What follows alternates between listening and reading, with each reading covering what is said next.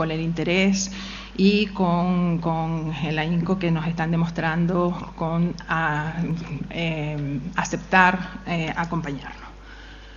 En los inicios hacíamos algo que empezamos a hacer todos hace unos años desde Canarias, que fue contemplar, mirar a África, yo diría que inventarla, imaginarla, crearla. Y teníamos en ese momento trabajábamos desde el sentido de la oportunidad que nos obligaba la cercanía. Ahora no es que esté cerca, ahora creo que con estas jornadas se demuestra que está aquí, porque están aquí los que están allí, los que están precisamente trabajando en África desde distintos sectores. Y aquí en la Facultad de Ciencias de la Información nos alegra muchísimo que estemos aquí analizando lo que se hace, lo que está por hacer, y analizando y discutiendo esto que se ha denominado relaciones entre los militares, periodistas y cooperantes, el caso de África. La verdad es que analizar esas relaciones a veces es difícil, y creemos que estas jornadas lo va a hacer fácil, lo va a facilitar, porque siempre será el diálogo el que nos acompañe. Hablo de que este es el presente y tengo que ser honesta y decir que me alegra muchísimo que precisamente contemos con futuro en esta facultad, en esta relación con África, con el Instituto de Estudios Estratégicos, con todos los que nos acompañan, y en especial quiero hacer mención a la tarea de Alberto, que desde su análisis de investigación puso todo el empeño. Alberto, que es el secretario de esta facultad, el empeño en combinar que entiendo es un excelente programa para pasar el día de hoy en compañía a todos. Muy bienvenidos, vamos a disfrutar, vamos a aprender, vamos a trabajar durante toda la jornada juntos. Muchas gracias por estar aquí.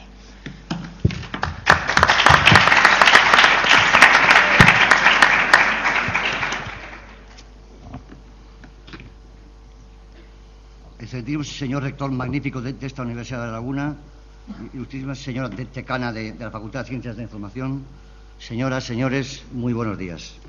Para mí es un verdadero honor poderme dirigir a ustedes en representación del Ministerio de Defensa y en nombre del director del Instituto de Estudios Estratégicos, el general de Artillería, don Miguel Ángel Ballesteros, quien me ha pedido expresamente que se le excusase, ya que acaba de llegar de un seminario en el extranjero y hoy mismo estar dando otro.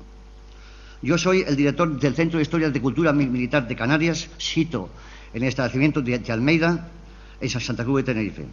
Por si alguno no conoce ese centro, les puedo informar que creo que puede ser muy interesante para ustedes en sus labores de investigación, tanto privadas como dentro de sus prácticas docentes, para lo cual quiero que sepan que se ha firmado un convenio específico para que los alumnos de esta universidad puedan realizar sus prácticas en colaboración con este centro, en el cual disponemos de 3 tipos de patrimonio de un valor muy estimable.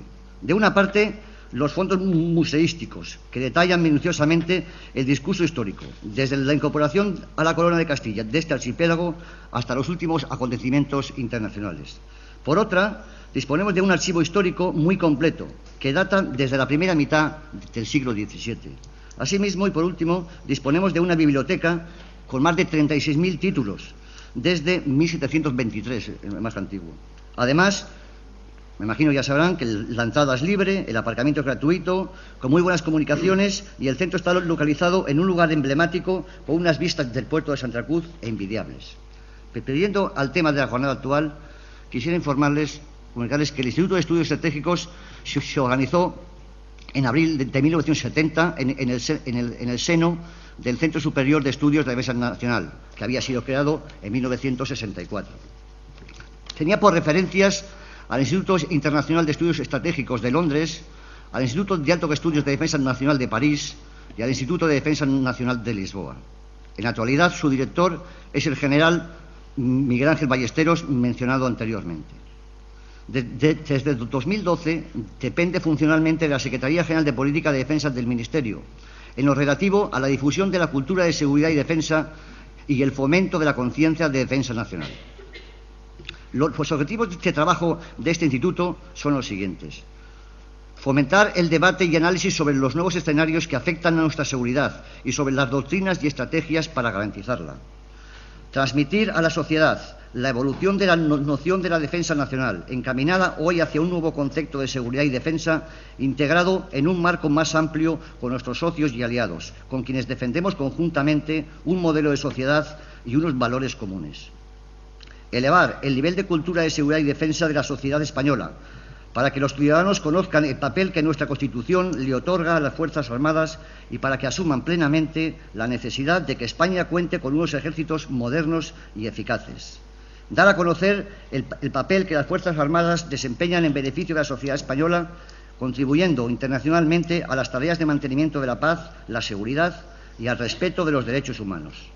Dar a conocer en el ámbito educativo a las Fuerzas Armadas y su papel activo en protección de la paz, la seguridad y defensa nacional e internacional, como un elemento más de su conocimiento del Estado.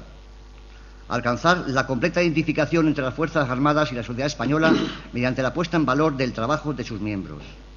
Potenciar la visibilidad y el conocimiento de las Fuerzas Armadas fomentando las relaciones institucionales con otros estamentos públicos y mantener permanentemente identificados los parámetros y motivaciones que determinan el grado de interés de la sociedad hacia las necesidades globales de la defensa mediante estudios sociológicos.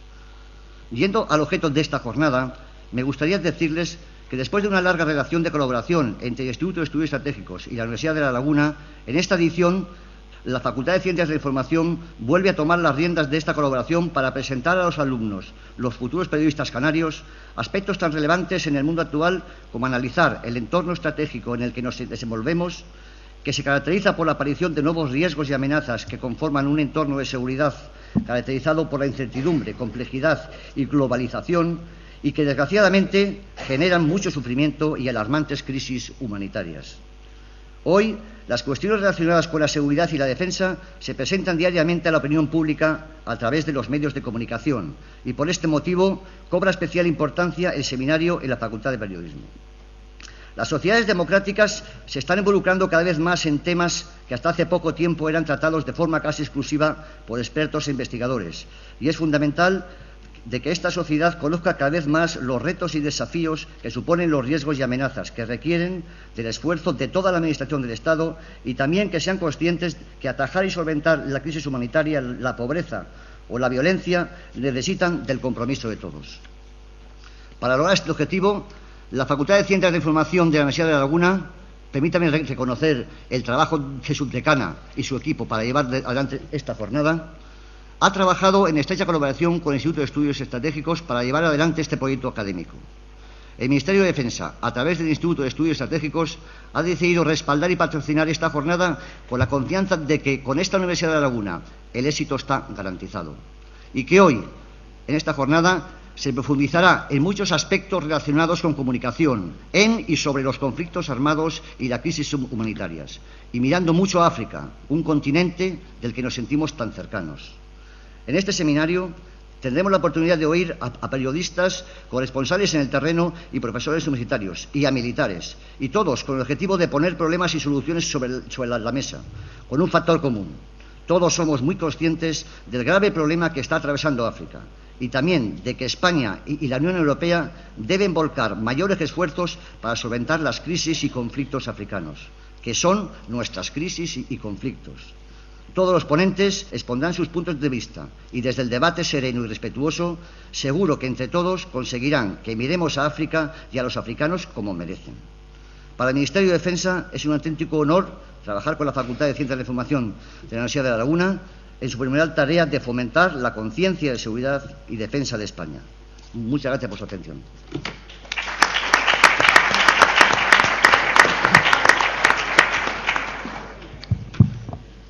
Señor director del Centro de Historia y Cultura Militar de Canarias, señora decana de la Facultad de Ciencias de la Información, señor teniente coronel del Instituto Español de Estudios Estratégicos, autoridades militares, ponentes, miembros de la comunidad universitaria.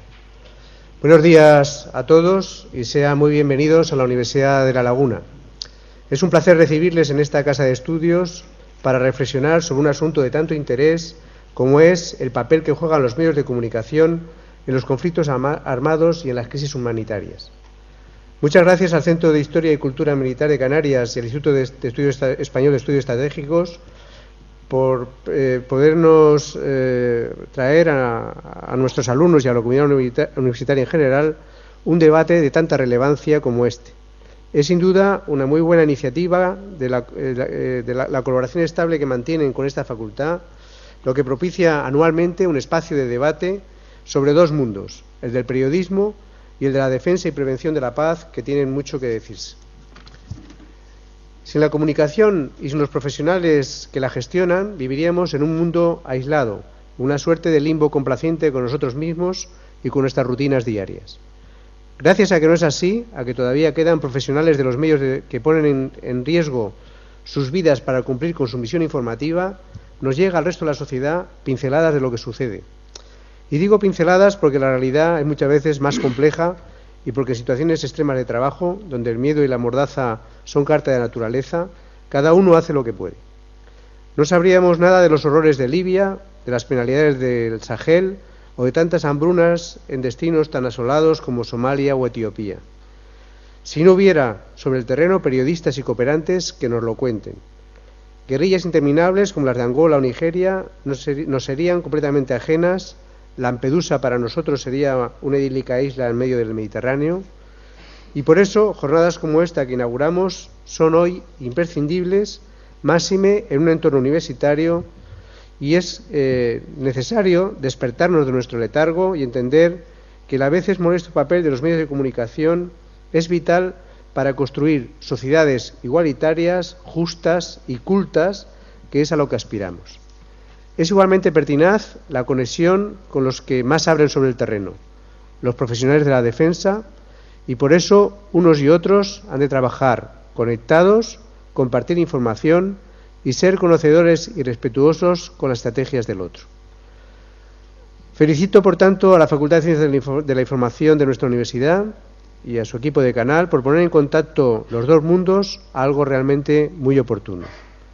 Espero que disfruten de las jornadas, especialmente los alumnos, que no duden en preguntar todas aquellas cuestiones que les susciten interés, ya que se les brinda la oportunidad de conocer de primera mano, a través de estupendos profesionales de los medios y también de la defensa, como he dicho, de aprender mucho al tiempo de observar más de cerca cómo es el periodismo sobre los terrenos tan difíciles como son los conflictos armados o las crisis humanitarias. Muchas gracias por su atención y declaro abierta esta sesión.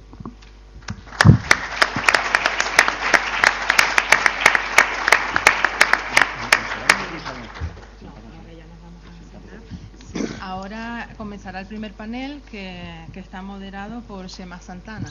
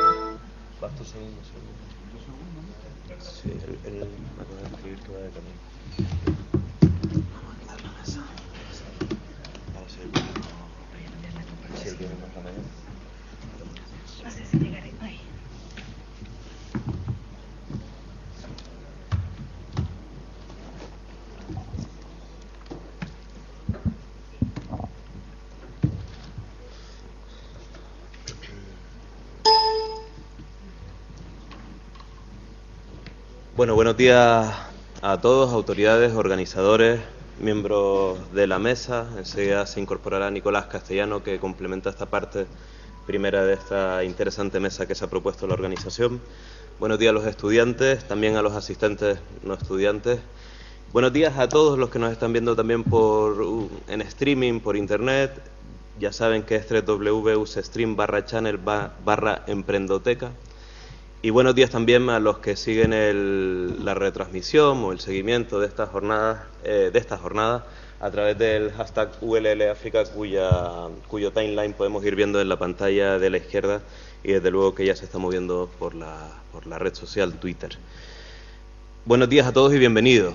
Mi nombre es Chema Santana, aprendiz de periodista, trabajo en la cadena SER y en El País, aquí en Canarias, y bueno, también en un medio de comunicación especializado en África que hemos puesto hace en marcha 3 años y que afortunadamente sigue vivo a pesar de los tiempos y sigue vivo y creciendo con más de 15 colaboradores y corresponsales en distintos países del continente. Tengo el tremendo honor, que para mí es desde luego un placer, de moderar una de las mesas redondas más interesantes que yo creo que puede haber hoy en España particularmente, con periodistas canarios de talla internacional como Pepe Naranjo y Nicolás Castellano. Desde luego un lujo para los profesionales canarios de la comunicación tenerlos aquí.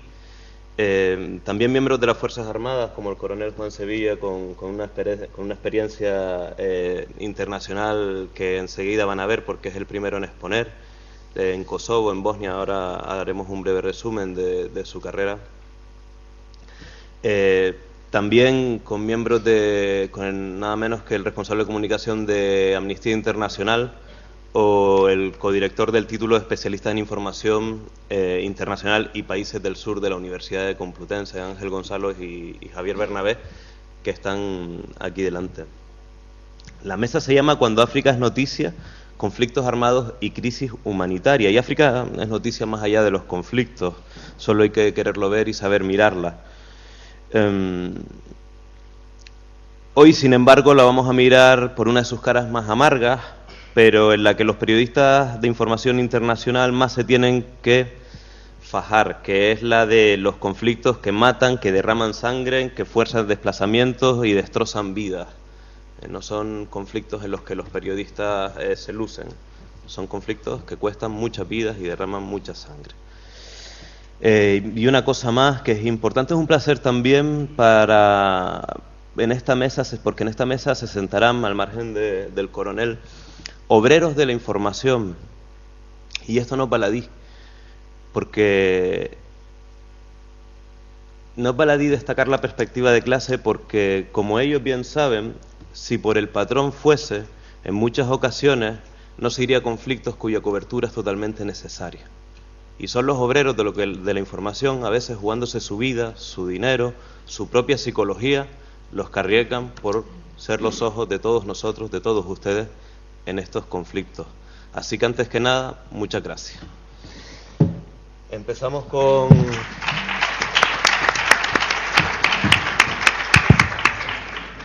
como decía, con el coronel Juan Sevilla. Juan Sevilla es coronel de Infantería del Ejército de Tierra, diplomado de Estado Mayor, con una amplia experiencia en mandos de unidades y despliegues en operaciones de paz. Actualmente está destinado en el cuartel general del Mando de Canarias, un mando muy relevante dentro de las Fuerzas Armadas Españolas, y entre sus destinos podemos destacar, pues, estuvo en Grecia, en Larisa, en el cuartel general de la OTAN, también experiencia en Bosnia en 1996, en Kosovo en 1998 y en Macedonia en 1999 y años posteriores. En cuanto a su formación, además de diplomado de Estado Mayor, es titulado de Alta Gestión de Recursos Humanos por el Centro Superior de Estudios de Defensa Nacional en Operaciones Psicológicas, Cooperación Cívico-Militar y Operaciones de Paz por la Escuela de Guerra del Ejército de Tierra, y además ha realizado diversos cursos de especialización en la Escuela de la OTAN en Alemania. Ha publicado artículos en diferentes revistas militares y colaborado en diversas ocasiones con la Cátedra General Gutiérrez de esta Universidad de La Laguna y con otros organismos. Además, el Mando de Canarias tiene mucha experiencia en las últimas guerras de Afganistán e Irak, y la opinión y la experiencia que el coronel don Juan Sevilla nos puede trasladar seguramente será muy interesante. Así que sin más dilación y para ir aprovechando el tiempo, arrancamos con él, con su experiencia. Bueno, buenos días. Muchas gracias por la presentación y muchas gracias a la Universidad de La Laguna y al Instituto Español de Estudios Estratégicos por haber contado conmigo para estar en esta jornada. Esta jornada tan interesante, con un tema tan candente como es el tema de África actualmente y la situación de crisis que se vive en el área del Sahel. Y bueno, pues yo, como se va a hablar muchísimo de África a lo largo de todo el día, y como espero que luego en la ronda de preguntas todo el mundo se atreva a preguntar todo lo que quiera, pues voy a empezar por contar un poco qué es eso del mando de Canarias y de operaciones, en fin. El mando de Canarias, para los que no lo sepan, pues es una serie de unidades operativas ligeras que despliegan en Canarias y que tienen como misión, además de proteger las islas, además de colaborar con las autoridades civiles en todo aquello que necesiten ante cualquier emergencia y además de estar aquí dispuestos a lo que sea necesario, tiene la misión de prepararse específicamente para poder formar parte de cualquier contingente que se despliegue en cualquier lugar del mundo. Esto, lógicamente, es nuevo. Es nuevo porque el mando de Canarias, como tantas unidades del Ejército de Tierra, ha tenido que ir cambiando. Antes no era así. Ahora ya no hay mili, ahora son profesionales los miembros de las Fuerzas Armadas, todos. Hay hombres y mujeres perfectamente integrados y cumpliendo perfectamente con los cometidos que se les asignan, y el Ejército pues se ha tenido que ir modernizando, reduciéndose en número de personas y adaptándose perfectamente a esos compromisos de misiones en el exterior, y para eso nos preparamos cada día. Para nosotros ha sido un reto hace unos años el poder estar al nivel que pensábamos que deberíamos estar. Muchas veces no nos lo creemos, nos pasa igual. Aquí en Canarias tenemos ese complejo, a lo mejor, de que parece que en Madrid lo hacen todo mejor o que saben más o que... No es cierto, no es cierto. Aquí en Canarias lo hacemos todos muy bien, no solo los militares, los civiles sobre todo. Y entonces, bueno, para nosotros el reto fue Afganistán. Hace 6 años el mando de Canarias entró a formar parte de esas unidades de élite, Brigada Paracaidista, Brigada de la Legión y la Brigada de Canarias, como las 5 unidades exclusivas que rotan en un escenario difícil, un escenario muy peligroso, pero donde teníamos que estar porque allí España había decidido contribuir al esfuerzo que se estaba haciendo en ese país. Un escenario en el que, lógicamente, pues la misión de paz pues tiene ese nombre, pero había combates, había que dar seguridad a un pueblo que estaba oprimido por una insurgencia, que no eran todo talibanes, también había, como en el Sahel, pues un montón de delincuentes, de contrabandistas y de gente que pretendía hacer negocio oprimiendo al pueblo de esa zona, con sus costumbres, con sus formas de hacer las cosas, que nosotros tenemos que respetar, porque lo que no vamos a ir es a los sitios a decirles que cambien sus formas de hacer, no, aunque lógicamente hay cosas que tienen que mejorar y nosotros les tendremos que decir cómo y dar seguridad para que lo puedan hacer, si quieren. Con dificultades de todo tipo, porque la primera vez que nos tocó desplegar, pues fue en invierno. Parecía un poco de broma, ¿no? Es decir, bueno, pues mandamos a los Canarios por primera vez en invierno, a 20 o 20 y tantos grados bajo cero. A ver qué tal. Pues muy bien. De hecho, tengo que decir, y esto no es tirarnos flores, que las unidades más condecoradas en la guerra de Afganistán, llamémosle el escenario de Afganistán, que ahora estamos terminando porque se acaba de replegar el último contingente, también canario, que ha cerrado esta misión, son las unidades de Canarias. Curiosamente, la Brigada de Infantería de Canarias. Un escenario donde había mucho peligro y mucho riesgo y donde hemos perdido efectivos, que es una forma muy fea de decirlo, donde ha muerto gente que estaba allí con ilusión, luchando para poder cumplir con una misión que se le había asignado. Una misión que, entre otras cosas, pues tenía que hacer que los afganos pudieran valerse por sí mismos, porque realmente la presencia de los cooperantes, la presencia de los militares, la presencia de los medios es para que ellos sean capaces de gestionarse, para que el esfuerzo de todos, no solo de los militares o de los cooperantes, cada uno por su lado, sea capaz de construir o reconstruir una sociedad y que pueda valerse. Apoyo a la gobernabilidad, creación de policía, reintegración, tratar de que los insurgentes depusieran sus armas y se integrasen de nuevo en la sociedad. Y desde luego el apoyo a la población, a los más débiles, a las mujeres y a los niños, que como en todos los escenarios y más en un país como este, que es uno de los más pobres del mundo, y en la región más pobre prácticamente de Afganistán, que es donde desplegábamos nosotros, pues pudieran salir adelante y pudieran tener un futuro que no fuera el seguir siendo pobres el resto de su vida si no se morían antes. Ayuda humanitaria, colaborar con la cooperación, por supuesto. De hecho, es conveniente saber que en esta misión se ha puesto en marcha un proyecto que se llama Equipos de Reconstrucción Provincial a todos los niveles, por todos los países, en el que se compenetran civiles y militares dentro de ese mismo equipo de reconstrucción. Nosotros concretamente teníamos gente de AECID con grandes proyectos y nosotros colaborábamos con ellos en todos los aspectos. Eran parte de la misión. También, pues ganarnos a la gente, darle ilusión a los niños y enseñarles español, que lo aprenden con una facilidad impresionante. Ojalá nosotros tuviéramos la misma facilidad para aprender inglés que ellos tienen para aprender cualquier idioma. Y a las mujeres, hacer que las mujeres pudieran salir de esa situación tan terrible. ¿Eso es meterse en la forma de vivir de esta gente? Yo creo que no. Yo creo que los derechos humanos están por encima, en muchos casos, de costumbres ancestrales. No se trata de imponer democracia. Democracia, incluso ahora mismo, en esos países seguro que tiene mal concepto, pero sí reglas de buen gobierno, que ellos sean capaces de darse cuenta de cómo tienen que hacer y aceptarlo. Lo que digo, proyectos importantísimos para que pudieran salir adelante y una situación en la que al final lo que estamos buscando es que esa población se gestione por sí sola y agradezcan al mundo el que hayan estado allí para librarles de una crisis terrible. Pero claro, esto no deja de ser una cuestión política. Los militares, en ese sentido, no somos como los periodistas, que un periodista puede decidir ir donde le parezca.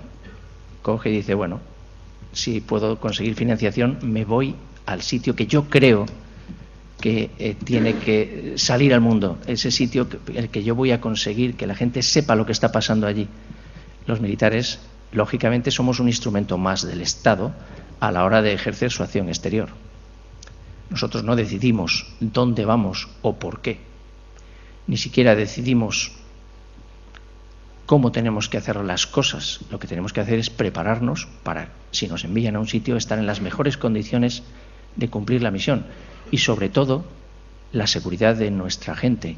Que todo el mundo esté tan preparado que sea capaz de sobrevivir en ese escenario y volver. La seguridad es fundamental. Y al final, España decide si va a contribuir, si va a participar, si no va a participar y de qué manera, y así decide qué es lo que envía a un escenario. ¿Qué es lo que está ocurriendo ahora? Pues que los ojos se vuelven hacia África y más concretamente hacia el Sahel, hacia esa especie de orilla de un mar de arena que es el Sáhara y que, por una serie de circunstancias que se verán a lo largo de la jornada de hoy, es pues un campo abonado para multitud de grupos insurgentes que lo que se dedican es al contrabando de armas, contrabando de drogas, contrabando de seres humanos y secuestros que a la postre, si no terminan como el desgraciado secuestro del otro día de los periodistas franceses, pues terminan en un rescate importante que les permite seguirse financiando. De manera que hoy en día se considera que Al-Qaeda en el Magreb Islámico es el grupo más poderoso económicamente de todos los grupos islamistas que existen desplegados en el mundo. No son solo los de Al-Qaeda los que están ahí. Hay un montón de grupos que lo que pretenden es lucrarse en unos países que lógicamente pues tienen muchas dificultades para controlar su territorio. Un territorio que, como sabemos, y yendo ya al caso de Mali, que quizás haya sido el que ha detonado ahora mismo el detonante de que la sociedad abra los ojos hacia lo que está pasando desde hace mucho tiempo en el Sahel, pues si nos fijamos en el país, vemos que esta frontera no parece muy normal, sinceramente. No parece muy normal porque tan rectilínea es imposible que se corresponda ni con grupos sociales ni con accidentes geográficos que tradicionalmente hayan dividido poblaciones distintas. No, esto ha sido artificial y como ha sido artificial siempre generará problemas. Por otra parte, Para poder controlar esas fronteras se necesitaría 10 o 12 veces el ejército que tiene Malí. Luego es imposible que se pueda controlar lo que pasa por ahí. Y lo que pasa por ahí son los tráficos de los que habíamos hablado antes. No voy a contar con detalle lo que ha sucedido en Malí, pero sí decir que a raíz de la caída del régimen de Libia, muchos de los que estaban luchando a favor de Gaddafi eran tuaregs. Tuaregs que al final han podido quedarse con mucho armamento del que tenían y que, aprovechando un golpe de Estado en un país como este, que convulso y con problemas norte-sur, pues han ocupado, con ayuda de grupos islamistas, el norte de Malí. Toda esta zona que vemos aquí, que unilateralmente han decidido que es Azawad y que es la tierra de los Tuareg y que es suya. Esto ha sido rápido, pero claro, los compañeros de viaje no tenían la misma intención, no les importaba mucho el tema de Azawad. Los grupos islamistas radicales los han echado y se han quedado dominando ese terreno que, lógicamente, les servía para sus intereses de tráficos, de todo lo que hemos hablado antes. Cuando en un momento dado se ha visto que podían intentar una ofensiva hacia la capital, hacia Bamako, Malí ha pedido ayuda a Francia y Francia ha intervenido con la operación Serval para evitarlo y para atacar a todos estos grupos. Esto no ha sido de un día para otro. De hecho, se llevaban muchos meses negociando una misión de Naciones Unidas y otra misión de la Unión Europea que no acababa de ponerse en marcha, pero que realmente era necesario y hoy en día pues ya está puesta en marcha. Esa misión es la misión EUTM Malí, que es una misión de adiestramiento de las unidades. Es una misión de preparación de unidades del ejército de Malí para que puedan ir a controlar esa zona y a hacer el trabajo que deben hacer ellos. Una misión que es parte de un acercamiento a la solución para un problema que está en un país que es un riesgo para la seguridad de Europa y de España, fundamentalmente, de los países del sur de Europa. Y es una misión en la que España ya está participando. De hecho, somos, con Francia, los dos países que más miembros tienen en esta misión. Una misión que tiene su fecha de caducidad, pero que muy probablemente va a ser prorrogada. Termina el verano que viene, pero probablemente se prolongará porque lógicamente hay que continuar. Que forma parte, lo he dicho, de un acercamiento con todos los actores que pueden intervenir a nivel político, a nivel de cooperación, lo que se llama comprehensive approach, que es un acercamiento completo para que se le pueda apoyar al país en todos los aspectos. Y una misión para la que nosotros, aquí en Canarias, nos estamos preparando. De hecho, llevamos ya más de un año preparándonos específicamente para poder intervenir en ambientes de desierto, con estudios, con paneles, con grupos de trabajo y con unidades preparándose específicamente para actuar ahí. Estas fotos no son del desierto, son de nuestro campo de maniobras en Pájara, en Fuerteventura. Y ahí es donde nos estamos preparando, dispuestos a intervenir cuando nos lo digan. De hecho, si se prorroga la misión, lo normal es que a finales del año que viene el Mando de Canarias despliegue en Malí en esta misión de formación de los batallones. Y nada más, estoy abierto a las preguntas luego en el turno de preguntas y muchísimas gracias por su atención.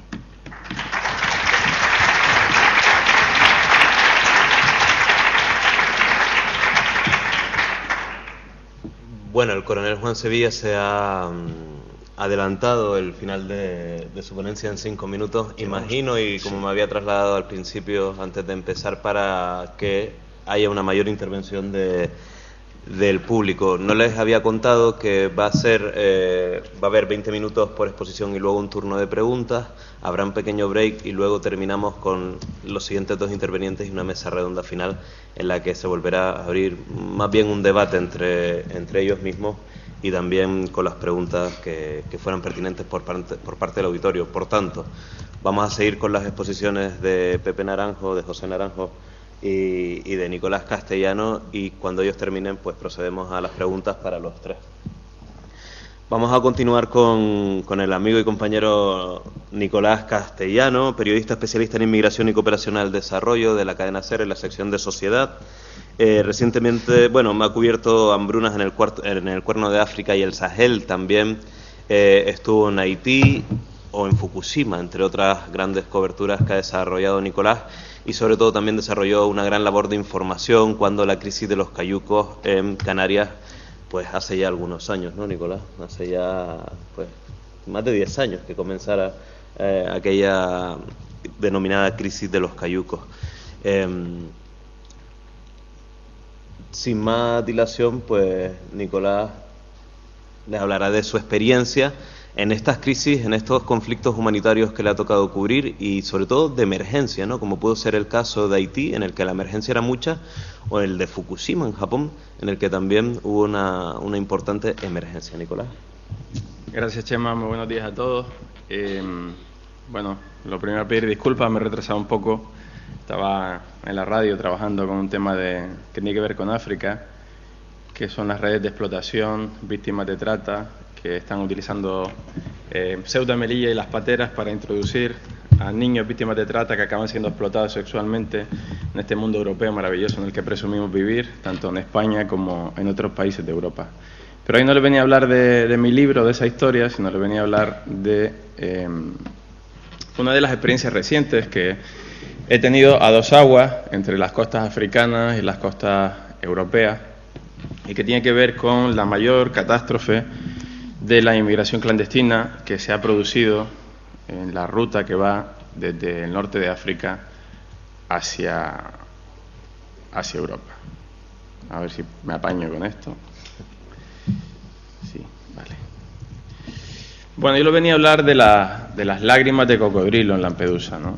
Las lágrimas de cocodrilo, como saben, son una segregación que producen esos animales, y que en realidad esas lágrimas, esa segregación, ese líquido no producen ningún tipo de sentimiento, de sufrimiento, sino más bien al contrario, las producen cuando están en el proceso de alimentación, de comida, y en proceso natural de limpiado del ojo de esos animales. Y para mí es una metáfora perfecta de lo que son las actitudes políticas de los gobernantes de este lado de la orilla, de Europa, que presumen de derechos humanos, presumen de discurso, pero cuando en realidad hay que tomar decisiones, tanto en lo político como en lo defensivo, en lo militar, ya que estamos en este foro, desde mi punto de vista fracasan estrepitosamente, ¿no? Ante 400 ataúdes juntos, de ellos 16 niños, en el hangar del aeropuerto de Lampedusa, en el naufragio del pasado 3 de octubre, aquí en esta imagen pueden ver al señor Durão Barroso, a Enrico Letta, al primer ministro italiano, a la alcaldesa de Lampedusa, una mujer, por cierto, con un discurso bastante coherente porque trabajaba en organizaciones de derechos humanos antes de ser alcaldesa. Se hicieron las promesas de siempre, ¿no? Se hicieron las promesas de que vamos a tomar una decisión importante, abrir corredores humanitarios, etc., etc., etc. Solo unos días después se reunieron en el Consejo de Europa todos los jefes de Estado, y el punto que estaba sobre la mesa de tomar una decisión importante entre todos los países de Europa para evitar estas tragedias se cayó de la agenda prevista, no se tocó en la reunión prevista por los jefes de Estado de la Unión Europea, y se pospone hasta el mes de diciembre. Entonces, la primera reflexión es que 400 muertos no son suficientes para que Europa de verdad tome alternativas a la política securitaria, militar, de despliegue de patrulleras, de este muro más o menos visible de patrulleras o de verjas en Ceuta y Melilla que estamos poniendo ante la inmigración. Desde mi punto de vista, nos retrata bastante, y en este sentido negativo, de la falta de interés político que hay en estos asuntos, ¿no? Entonces, pues estas eran las imágenes, ¿no? Curioso, más de 20 años llegando pateras y produciéndose naufragios en Lampedusa, y jamás había ido un representante de la Unión Europea a visitar esta pequeña isla que está situada a tan solo 119 kilómetros de la frontera con Túnez. Es África prácticamente. 20 años de tragedia, y nadie había tenido tiempo para ir a interesarse por la situación de la isla humanitaria, por cómo afrontan las administraciones, por cómo los vecinos hacen esto, ¿no? Y ya que estamos en Canarias, me recordaba mucho, hacía un paralelismo con la situación de Fuerteventura, en finales de los años 90, ¿no? El primer naufragio se produjo en 1999 en las costas de Fuerteventura, a solo unos metros de la playa. Y a principios de los años 2000 todos eran eso, también promesas de los distintos gobiernos, aquí no estamos hablando de colores políticos, promesas, discursos humanitarios o plañideros cuando se producían las catástrofes, promesas puntuales, pero la siguiente catástrofe seguía aconteciendo, el siguiente naufragio y no se tomaban medidas. Y la gente de Lampedusa está sola, el centro de atención o de retención de inmigrantes en Lampedusa es una auténtica basura, vergonzoso, con capacidad para 250 personas y había más de 1000 familias enteras de niños sirios con sus madres durmiendo a la intemperie en colchonetas en el suelo mientras llovía. Y eso, la Unión Europea e Italia no han tenido unos cuantos euros para comprar al menos unas tiendas de campaña y que la gente no duerma en esas circunstancias, ¿no? Eso es lo que uno de los titulares que me pareció bastante acertado del diario El País, que unos días después visitó la isla, después que nosotros estuviéramos por allí. Una isla muy pequeña para tanto dolor. Yo creo que es una metáfora de lo que estaba pasando la gente de Lampedusa y de lo que acaba pasando los inmigrantes, ¿no? Es una historia que se pone el foco periódicamente por parte de los medios de comunicación, y aquí hago la primera autocrítica, pero que nos olvidamos de ella, ¿no?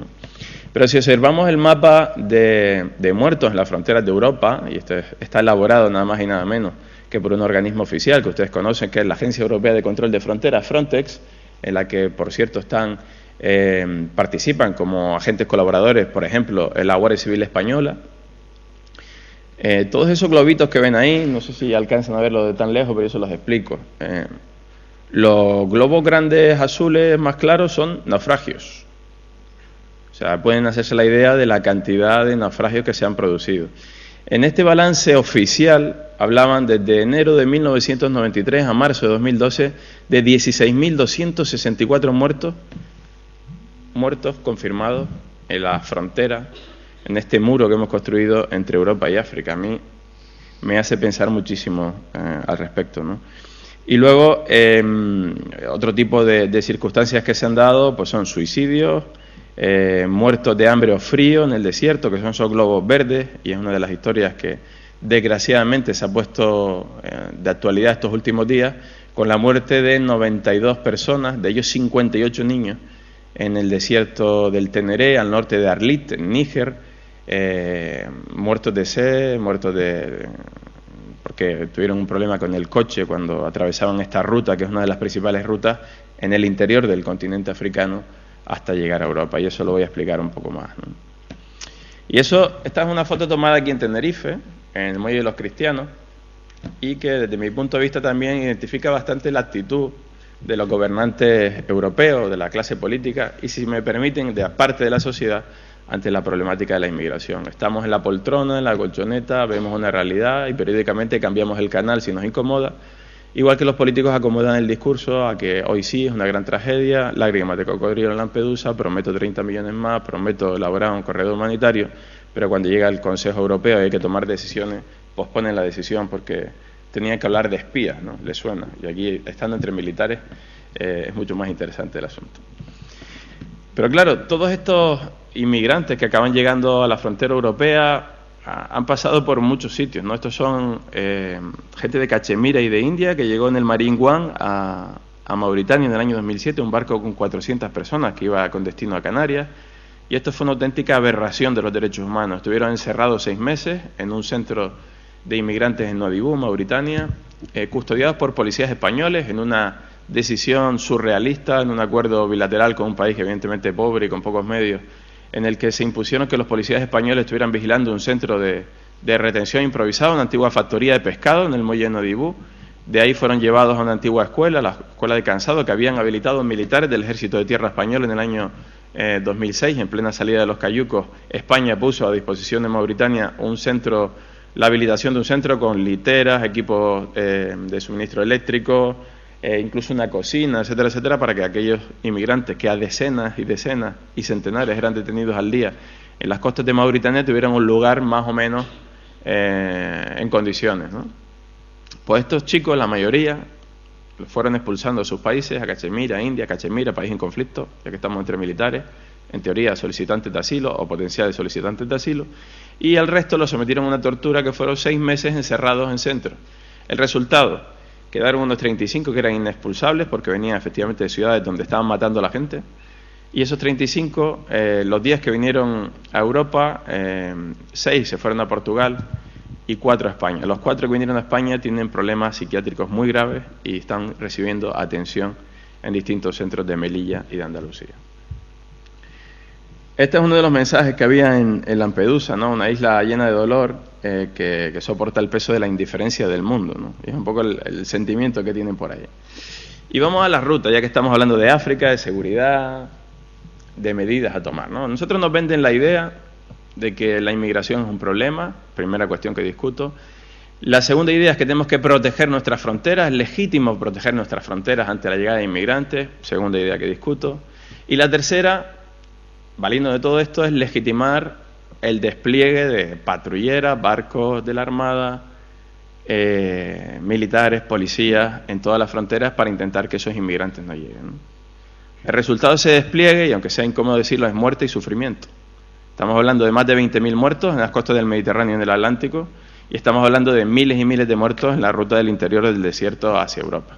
¿Que esto es culpa de nuestra fuerza y cuerpo de seguridad del Estado? Por supuesto que no. Hacen trabajo, cumplen órdenes de decisiones políticas que han fijado unas leyes de extranjería que son tremendamente injustas, leyes de extranjería que no habilitan otras vías de entrada para venir a Europa, cuando todos sabemos que es necesaria la mano de obra y que por el envejecimiento de la población europea necesitaremos más mano de obra inmigrante.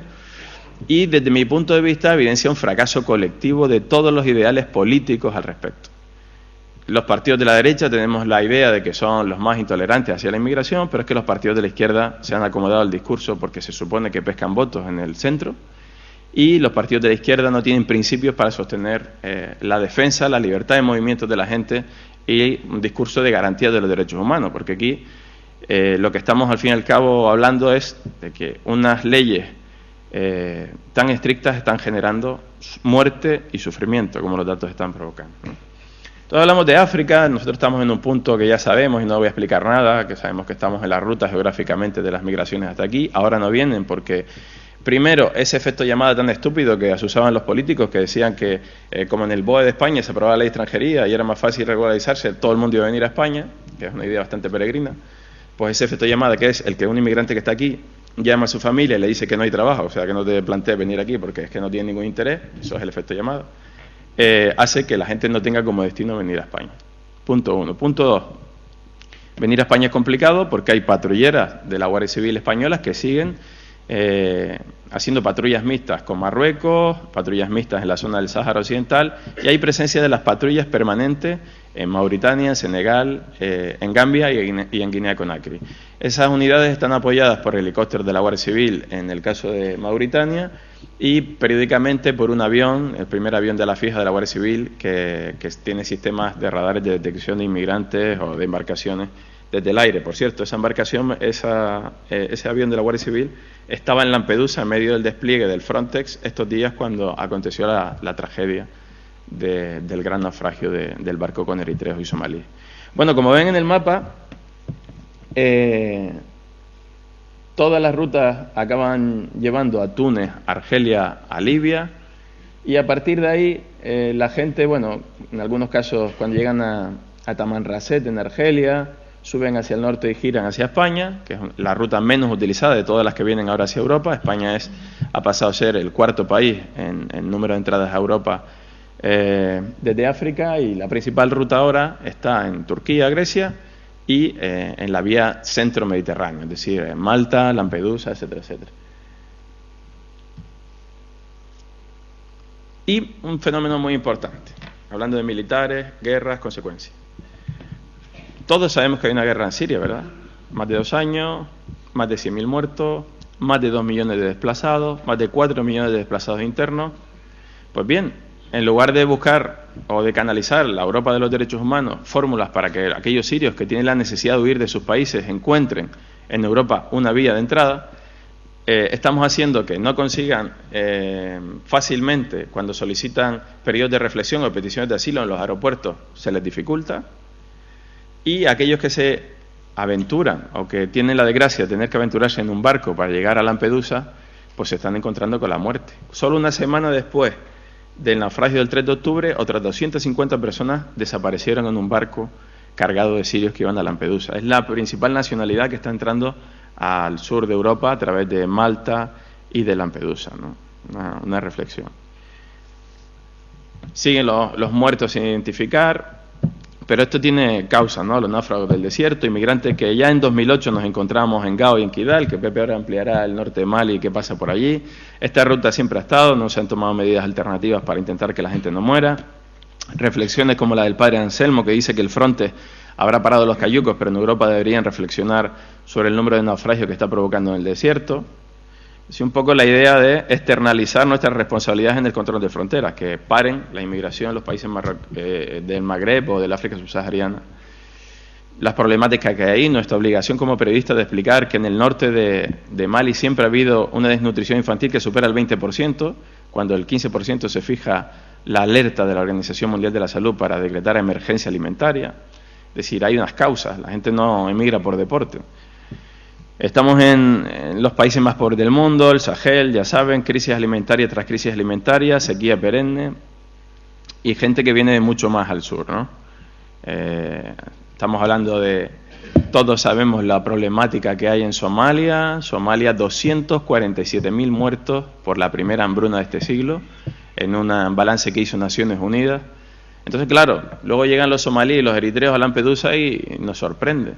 O algunos se hacen los sorprendidos, ¿no? Porque creo que es muy mal hacer los medios de comunicación si no explicamos por qué la gente sale de Somalia, por qué la gente sale de Eritrea desde hace más de 20 años y siguen llegando a Europa. Y por qué a esa gente que vive una guerra perenne que hay en Somalia, cuyas consecuencias estamos padeciendo también los europeos a otro nivel. Hemos tenido despliegue militar en la operación Atalanta y seguimos teniendo presencia allí. De hecho, hay un militar español que ha estado al frente de la operación en los últimos meses.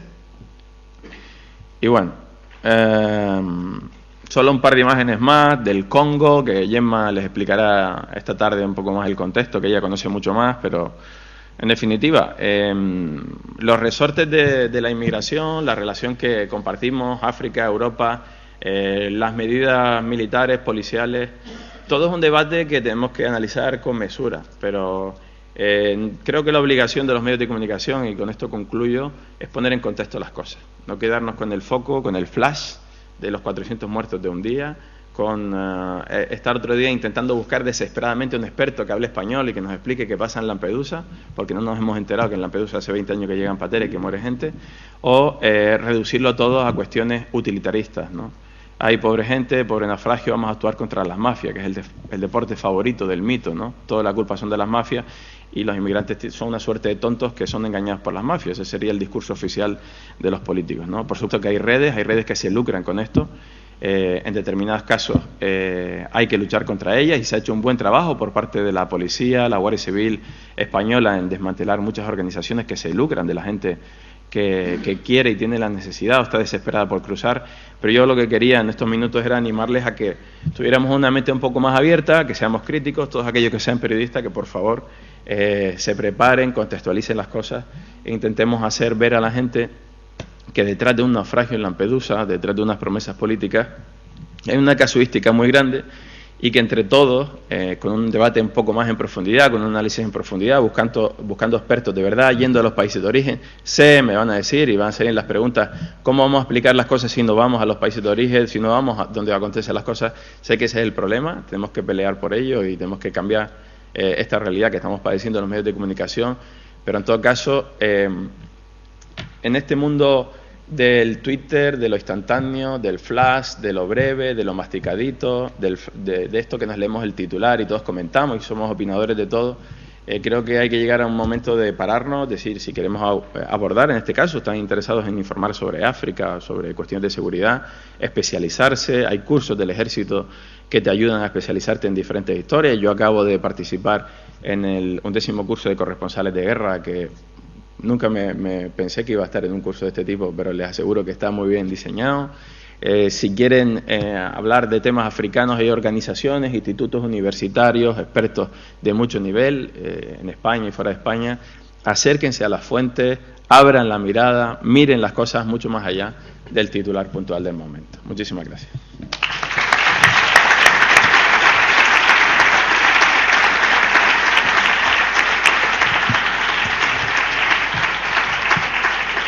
Bueno, como ven, Nicolás se caracteriza por hablar claro y con mucha sapiencia y conocimiento en terreno de lo que ocurre, ¿no? Gracias, Nicolás, por cumplir, además, escrupulosamente con el tiempo.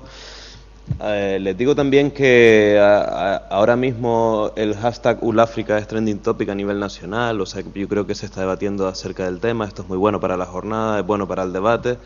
Y vamos a continuar con la tercera exposición de esta mañana, que es la de Pepe Naranjo, periodista nacido en Las Palmas de Gran Canaria, con una trayectoria en Telde, en la isla de Gran Canaria, con una trayectoria periodística importante también.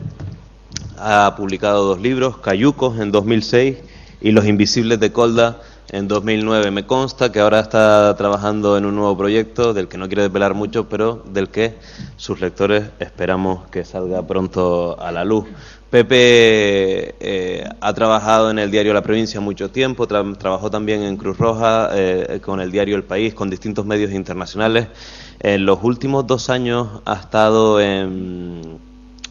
viviendo en distintos países de África, primero en Senegal, donde cubrió pues la salida de Wade del poder, la revuelta que hubo muy breve pero intensa, y la llegada al poder también de Macky Sall, el movimiento social que lo acompañó, y particularmente desde hace pues el 10 de enero se cumple un año de la segunda cobertura que hizo Pepe en el norte de Mali, porque antes de que empezara la guerra, unos 6 meses antes, creo recordar que en junio, en mayo de 2011, de 2012, si no me equivoco, Pepe ya se acercó al norte de Mali a ver qué estaba pasando porque sonaban los tambores.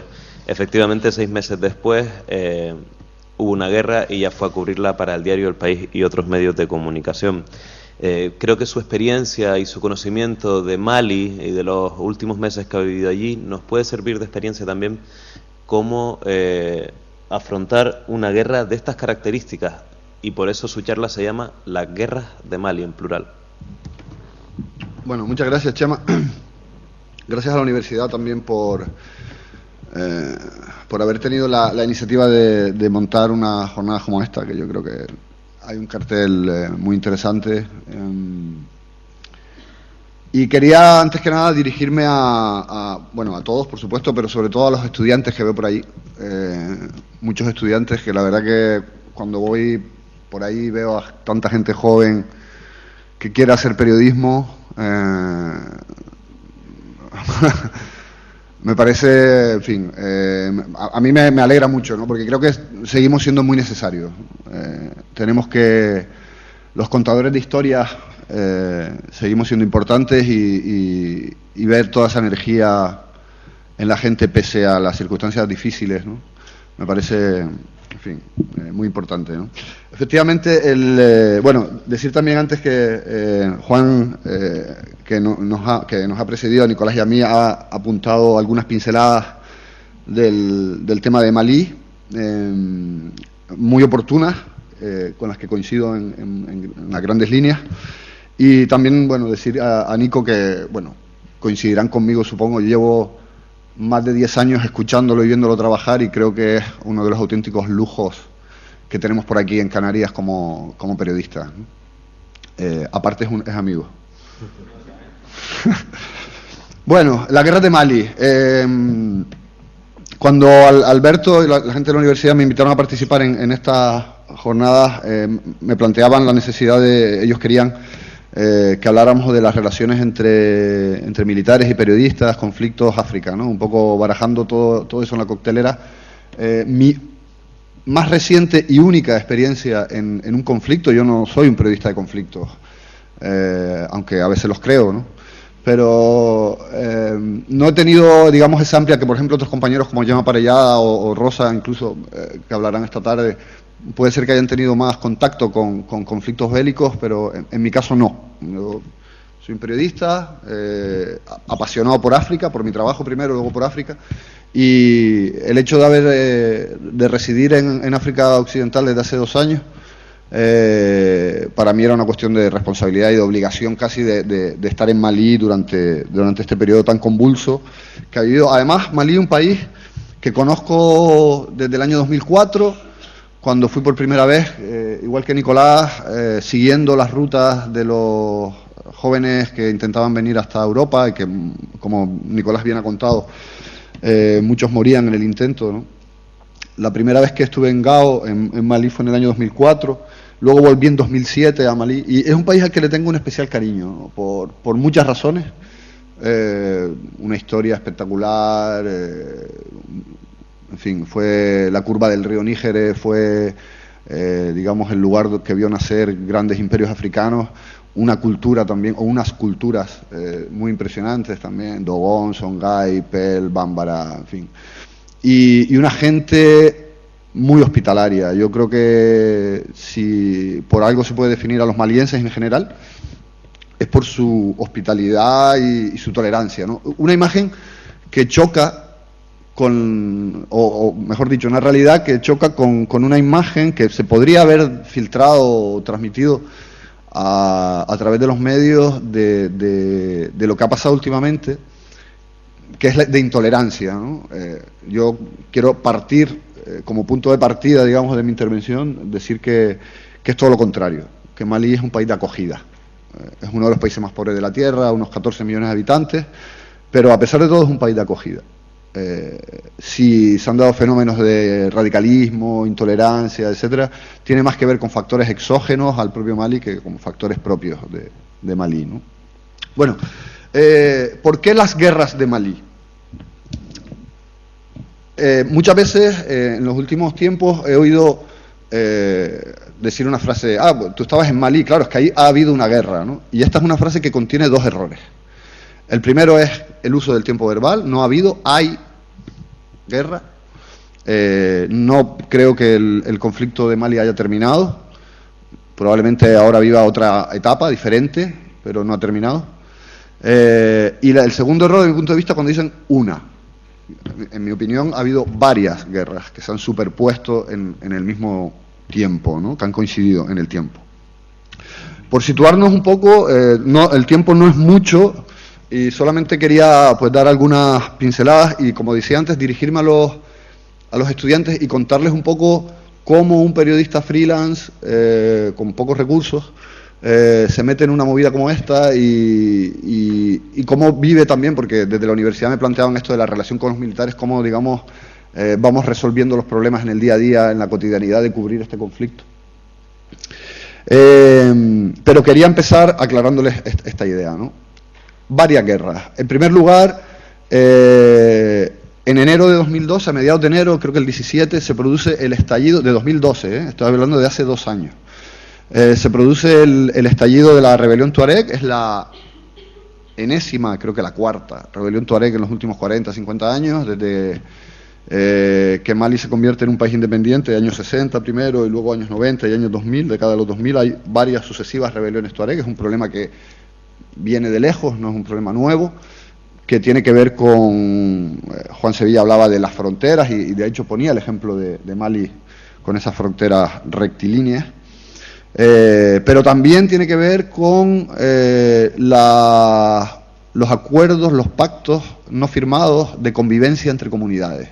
Y sobre esto volveré porque creo que es lo más importante o lo más difícil de reparar que ha pasado en Malí. Se ha producido una ruptura de un pacto sagrado de convivencia entre comunidades, en este caso los Tuareg y las comunidades negras que viven en el norte de Malí, sobre todo los Songhai y otras, los Boso, etcétera.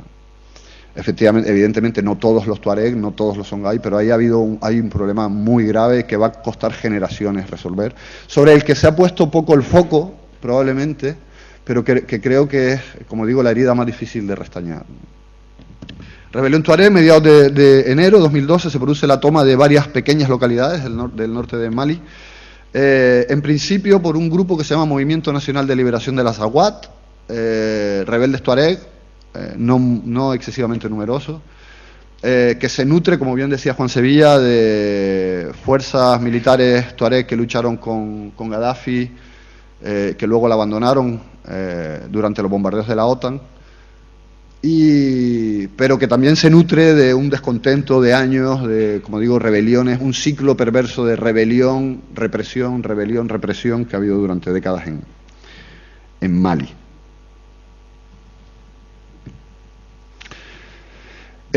Como decía, en principio es el MNLA, pero al MNLA se unen, se produce una alianza, un pacto, yo diría, contra natura, entre los rebeldes tuareg y los grupos terroristas o narcoterroristas, otros lo llaman salafistas, yihadistas, en fin, podríamos discutir quizás sobre el concepto, que operan desde hace mucho tiempo en el norte de Mali y a las que, como la hidra de la mitología, tiene muchas cabezas y se la ha dejado crecer y hacerse fuerte. Una de las patas es Al-Qaeda del Magreb Islámico, de la que Juan ha hablado, luego que viene del grupo salafista por la predicación del combate argelino, luego está Muyao, y luego un último movimiento que se llama Ansar Din, Defensores de la Fe, creado por Iyad Ghali, uno de los históricos líderes de la rebelión tuareg de los años 90. Primer punto, rebelión tuareg, ¿de acuerdo? El conflicto es entre MNLA y gobierno, Estado de Mali. Como les digo, una segunda guerra se produce cuando estos grupos terroristas o narcoterroristas que estaban junto con el MNLA llevando a cabo, digamos, esta rebelión, logran conquistar a principios de abril del año 2012 todo el norte, ocupar todo el norte de Mali y expulsar al Estado. Pero esta alianza era contra natura y a los 3 meses, aproximadamente en junio de 2012, se produce un conflicto entre grupos, entre MNLA, rebeldes tuareg, y los grupos terroristas, sobre todo AQMI y Muyao, a los que, bueno, solo interesaba hacerse con el control de una vasta zona de fronteras porosas en donde se llevan a cabo todo tipo de tráficos ilícitos, como el tráfico de armas, el tráfico de drogas, el tráfico de personas, etcétera, ¿no? Me dice, Chema, 5 minutos, pero se acaba de empezar. Bueno, voy a ir más rápido. Una tercera guerra es la guerra más mediática, quizás, la guerra contra el terrorismo, que se produce a partir de la intervención militar francesa en enero, cuando efectivamente el presidente interino de Mali hace una llamada a la desesperada a François Hollande y le dice, bueno, esto van a acabar por conquistar todo el país, y se produce una intervención desde mi punto de vista necesaria, pero no falta de interés, o sea, necesaria pero a la vez interesada también. Y por último, una guerra entre los distintos grupos armados por el control de esa zona, porque es una zona, como les decía, muy apetitosa desde el punto de vista de los tráficos, sobre todo del tráfico de drogas, ¿no? Se ha convertido en un punto clave para la distribución y la llegada a Europa de la cocaína, fundamentalmente, que procede de Sudamérica. Bueno, voy a ir rapidito, como les decía, ya había conocido Mali en anteriores ocasiones y en 2012 estuve 2 veces en Mali. Una de ellas no llegué exactamente al norte, llegué hasta Mopti, que era el lugar, digamos, más próximo hasta donde se podía llegar en ese momento, dada la ocupación que se vivía. Estuve allí, les voy a poner algunas fotografías. Estuve bueno, las vemos así, da igual. Esto es Sufrulay, un campo de entrenamiento de milicias que se preparaban ya para la reconquista, digamos, del norte. Me llamó mucho la atención porque ya en este momento se estaba larvando un auténtico proyecto genocidario o genocida contra los tuareg y árabes a los que se les acusaba de haber ocupado el norte y haber favorecido la entrada de estos grupos terroristas. Esta es la milicia Gandaiso, que estaban en junio de 2012 ya preparándose para entrar en conflicto. Evidentemente entré en contacto con refugiados y desplazados. Esto es un campo de desplazados en Sebaré, también en 2012, una de las caras también dramáticas de lo que estaba pasando, con aproximadamente 500.000 de personas desplazadas. Bueno, esta foto es un poco desagradable, pero ilustra también lo que pasó en algún momento cuando yo, digamos, aterrizo en Mali en enero de 2013, al principio de la intervención francesa, y me traslado hasta Mopti. Y esta foto, como digo, es un poco desagradable, es un cadáver enterrado en la arena, no sé si se ve bien. Y fue la primera evidencia de un trabajo conjunto que hice con una periodista francesa, Dorothée Chenot, que trabaja para El Express. Lo publicamos al mismo tiempo, El Express y El País, el mismo día.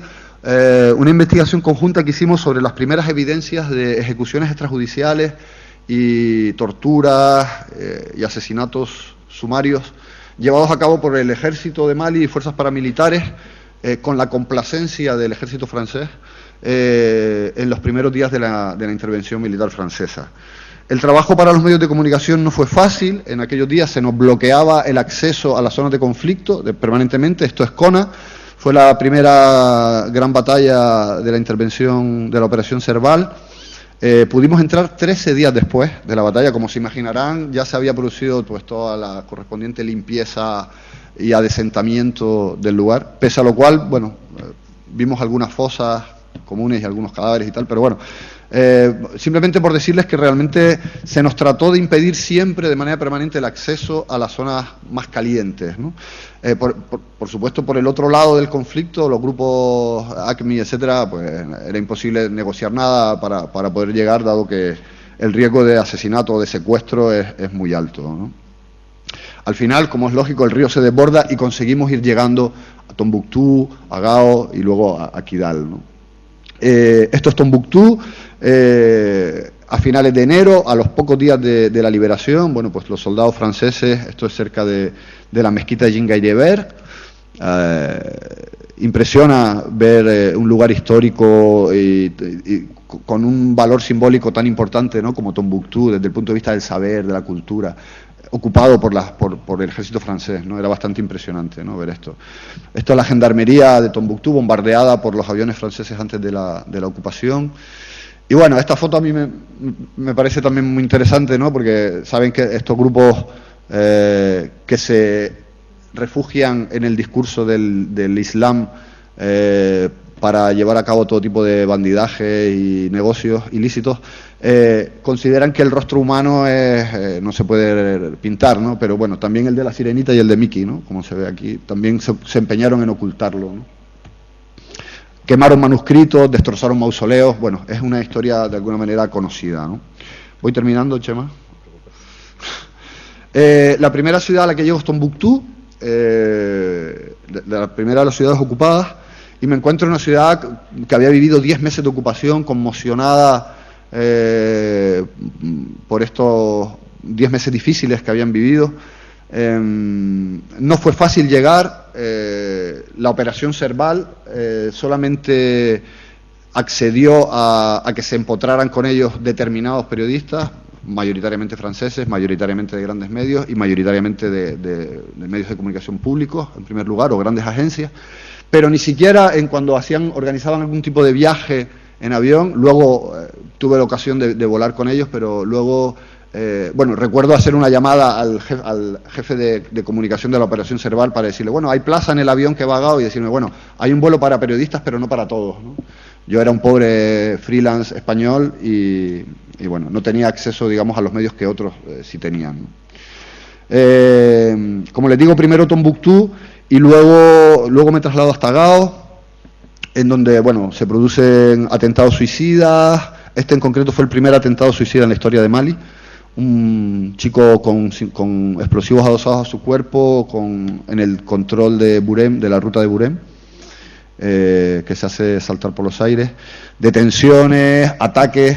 Aquí está el coronel Gamu, hoy general, deteniendo a un sospechoso en las calles de Gao, y ataques en pleno centro de la ciudad, ¿no? Esta es la situación que me encuentro en Gao. Evidentemente, en algunos momentos pues se asumen determinados riesgos inherentes a nuestra profesión, ¿no? Y esto es munición que ha sido recuperada por el ejército francés en sus operaciones en el desierto de Mali.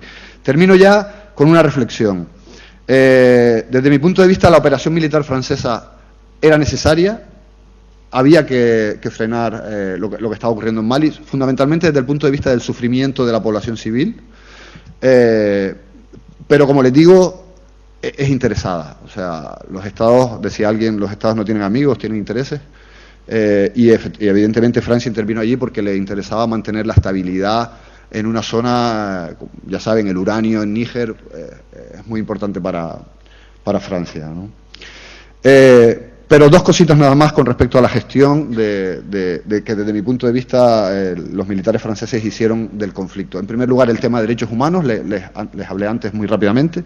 Creo que hay muchas deficiencias en cuanto a derechos humanos. Quizás Ángel nos pueda hablar algo esta tarde de este tema, porque desde Amnistía Internacional se ha hecho un trabajo también con este asunto. Hay un grave problema, hay un grave desencuentro entre comunidades en Mali, y hay que estar muy atentos a lo que pase en los próximos meses. Y el tema de la comunicación por parte del ejército francés. Hubo una gigantesca operación de propaganda para tratar de contarnos que esto era una operación contra los grupos armados que operan en el norte de Mali para tratar de salvar a Mali. Y si esto era así, ¿por qué se ha permitido que el MNLA, los rebeldes tuareg, que desencadenan de alguna manera todo lo que ha pasado, sigan controlando toda una región como es Kidal, en la que, por cierto, hace una semana asesinaron a sangre fría a 2 periodistas franceses? Me parece que recuerdo un briefing que hubo con el general Barrera en Gao, nada más llegar allí. El general Barrera, que coordinaba la operación, nos dijo: estamos aquí para combatir a todos los grupos armados que operan. Y no era cierto. O sea, con los rebeldes tuareg ha habido mucha mano izquierda, se ha sido muy tibio y se les ha permitido, como digo, que ahora digamos hayan adquirido de nuevo fuerza, y que Kidal sea una región que en este momento está fuera de todo control. Y que pasen cosas como la que pasó el otro día, que se secuestre a 2 periodistas a plena luz del día y se les asesina a sangre fría a 12 kilómetros de la ciudad. Esto es lo que querías contarle un poco de la guerra de Mali, y creo que luego habrá más preguntas y podemos ampliar algo más. Muchas gracias.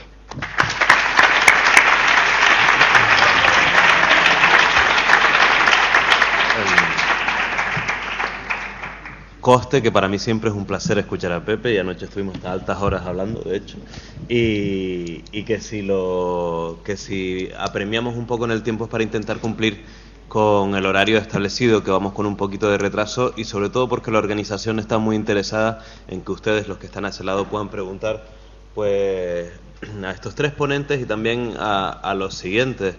Entenderán por qué ahora al principio les decía que era un lujo de periodistas canarios en esta mesa, tanto Pepe como Nico con una gran experiencia, y creo que el coronel también me ha aportado pues algunas líneas sobre el trabajo que hacen las Fuerzas Armadas. Entenderán también por las exposiciones que en muchos casos, sin llegar a ser enemigos, periodistas y militares pues sí que tienen cierta confrontación a la hora de acceder a la información, a la hora de la opacidad en ocasiones por los militares por su propio trabajo, y a la hora pues de la práctica en el terreno, ¿no? Si les parece, abrimos un turno de preguntas, y permítanme hacer la primera, ya que le tengo aquí al coronel. Se les llama operaciones humanitarias, pero realmente son operaciones de guerra. ¿Por qué edulcorar con el lenguaje las acciones militares en ocasiones, coronel? Bueno, ¿se oye bien? ¿Sí? Sí. ¿Sí? Menos mal que yo no pongo los nombres. Sí. No son operaciones de guerra. Realmente el concepto de guerra es un concepto mucho más amplio.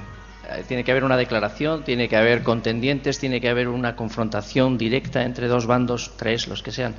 Lo que sí hay es combates porque hay grupos que intentan imponerse dentro de ese escenario en el que nosotros no vamos a combatirlos, al menos en las operaciones de paz, que es así como se denominan: operaciones de apoyo a la paz, operaciones de estabilización, de mantenimiento, de imposición de la paz, que son quizás las más, podríamos decir, fuertes a la hora de tener un escenario complicado.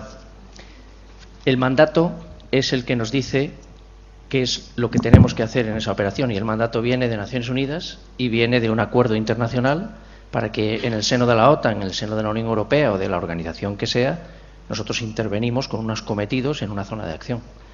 Entonces, claro, efectivamente, no es una misión de guerra ni es una operación de combate, pero nosotros tenemos que prepararnos por si surge para poder defendernos y para poder defender a la población. O sea que el nombre tampoco va tan descaminado. Lo que pasa es que paz a lo mejor es un concepto tan... humanitario, ¿no? O humanitario, efectivamente. Vamos con el turno de preguntas. Empieza en la segunda fila de atrás, el señor de la mano levantada violeta. ¿Usted? Sí. Bueno, eso ya... Si están por aquí probándolo ahora mismo. Aunque si alza la voz, yo creo que podemos escucharlo mientras tanto y vamos aprovechando el tiempo. Más o menos, ¿no?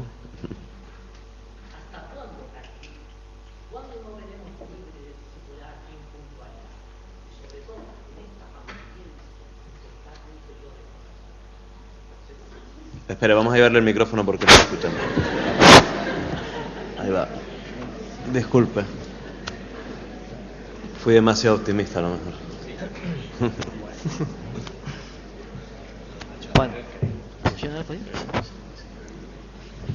Vamos a intentar hacer las preguntas lo más directas posible para que el mayor número de personas pueda preguntar. Adelante. ¿Ya? No funcionan los micros.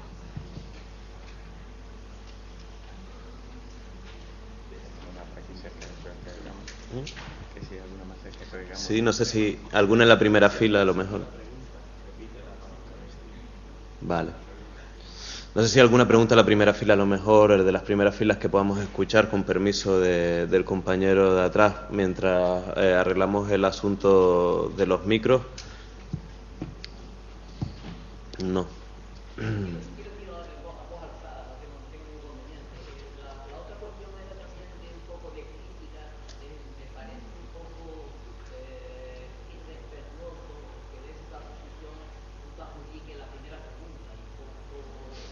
Disculpe por ello.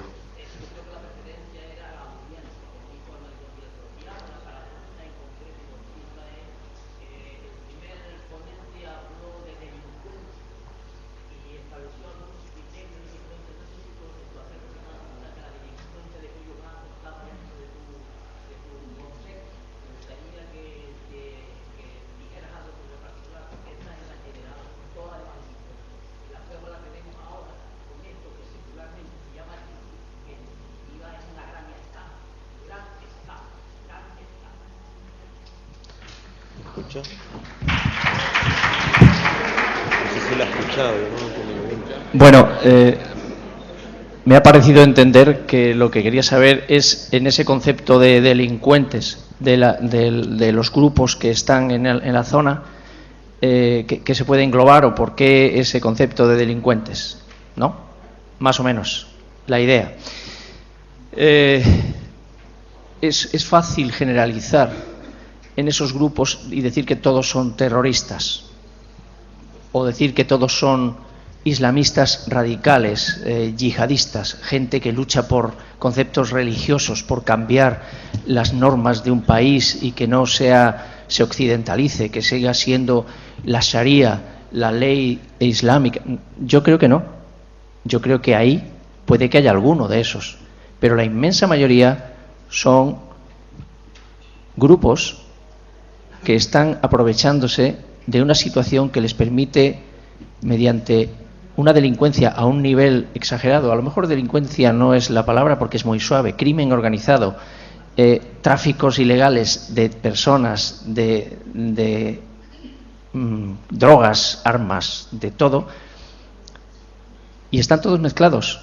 De alguna manera se soportan, comparten esa zona y se reparten entre ellos ese negocio y tienen sus propios problemas. De hecho, cuando se ocupa Azawad, este tipo de grupos no quiere saber nada de los tuareg y de su reivindicación por un país. No. Ellos están en otras cosas. Por eso hablo de que quizás hay que pensar que es más peligroso, sin que no deje de ser parte de un problema que es global, como nos ha dicho Pepe. Es que hay muchos aspectos por arreglar. No va a ser fácil arreglar la situación, pero desde luego a los que hay que perseguir y a por los que hay que ir directamente es a por esos grupos de los que estoy hablando yo.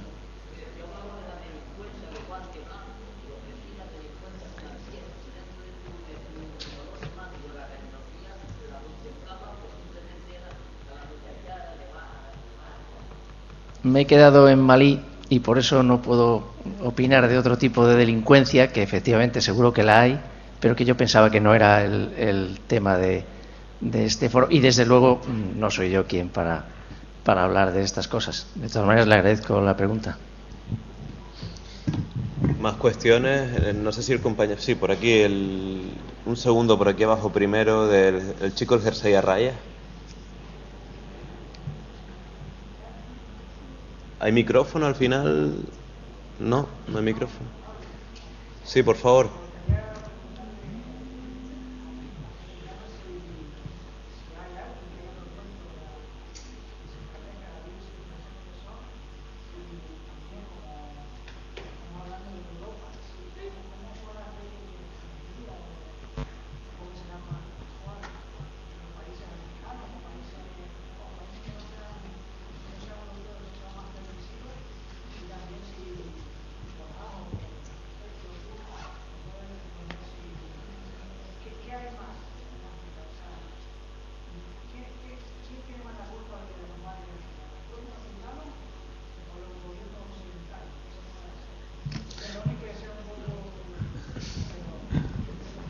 Bueno, son varias preguntas para lo que lo están siguiendo en el stream. Nicolás, si me ayudas. Era la primera, si hay alguna propuesta de libre circulación de ciudadanos. La segunda, por leyes de extranjería en África y no solamente en Europa. Y la tercera, ¿cuál es la raíz de los males del continente africano, si están más en el continente o en el exterior? Bueno, muchas gracias por las preguntas, pero estas merecen, creo que por lo menos otros 20 minutos que Chema no me va a dar. Pero brevemente, la primera cuestión, obviamente, hay organizaciones de derechos humanos, hay algunos países, incluso de estos llamados bolivarianos, que proponen, ¿no? Bolivarianos con desprecio por parte de los que se creen más inteligentes aquí, ¿no? Que proponen una libre circulación de personas o una regulación, digamos, que reduzca estas consecuencias dramáticas que están generando las fronteras, ¿no? Un invento diabólico en algunos casos, según algunos expertos de las fronteras, en cuanto producen ese sufrimiento que describíamos, ¿no? Pero vamos, no deja de ser una quimera y una utopía a día de hoy, porque no hay nadie que esté planteándose alternativas. Ahora bien, hay gente que está tomando vías diferentes. Ese señor que todo el mundo conoce, que es el señor Barack Obama, va a regularizar a más de 10 millones de mexicanos que están en situación irregular, mexicanos en su mayoría, inmigrantes en situación irregular, que están viviendo en Estados Unidos. ¿Por qué? Porque va a generar riqueza, van a aportar impuestos, y no tiene ningún sentido que un ciudadano viva sin derechos, sin pasaporte, sin estar, digamos, bajo el amparo del estado del bienestar, aunque este es otro concepto que está también en crisis, haciendo referencia a la pregunta de antes. La segunda cuestión, leyes de extranjería en África. Es curioso, por ejemplo, a raíz de las peticiones de Europa, y Pepe y yo hemos sido testigos, de que se controlen las fronteras o de que se controle la salida de los africanos hacia Europa, países en los que había acuerdo de libre circulación, los países de la CDA o de la Comunidad de Estados del África Occidental, Senegal, Mauritania, Mali, etcétera, etcétera, que nunca jamás exigieron a un ciudadano de un país vecino el pasaporte para entrar a sus países, empiezan a exigirlo, empiezan a controlar la libre circulación y empiezan a regular de manera restrictiva algo que es algo muy muy normal dentro de África, y es el movimiento de la gente en búsqueda de prosperidad, ¿no? Dentro del continente. Hay que recordar que el 97% de las migraciones en África se producen dentro del continente. Y hasta ahora ha habido bastantes facilidades, salvo estas cosas que estamos hablando de la Comunidad de Estados del África Occidental. Y la tercera era sobre... los males del continente. Esto ya... Sí.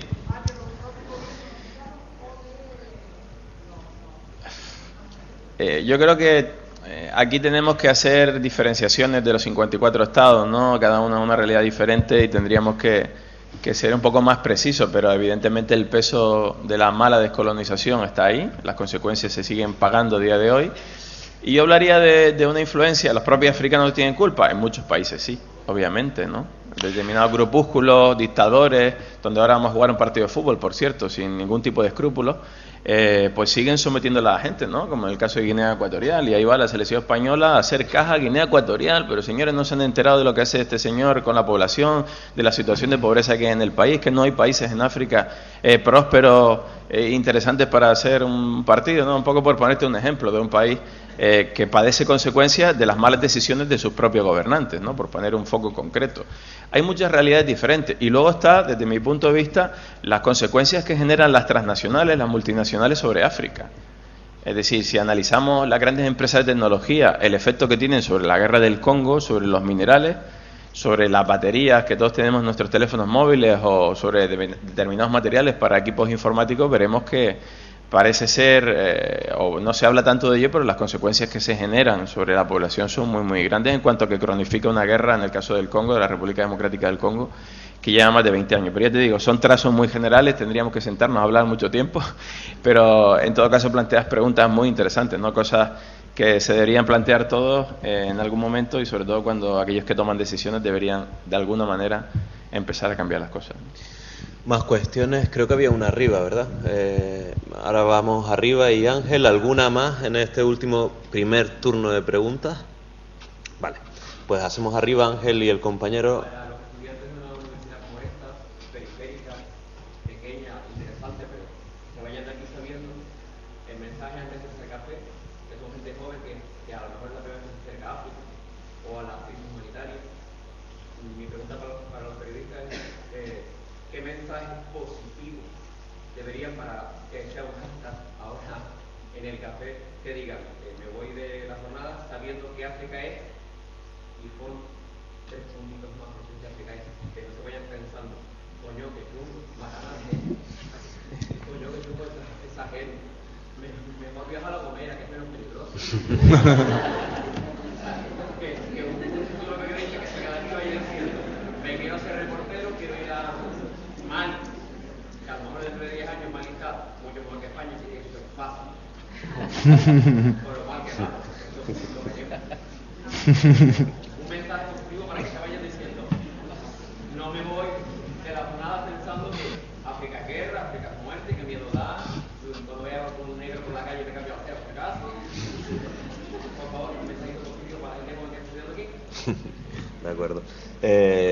Bueno, África es mucho más que todo eso, ¿no? Lo que en esta mesa particularmente estamos hablando de conflicto, pero efectivamente África es mucho más que todo eso y desde luego que hay una gran carencia de información sobre el continente africano que no tenga que ver con desgracias humanitarias o conflictos bélicos o saqueos de sus recursos naturales. Pero tienes razón, Pepe, África es...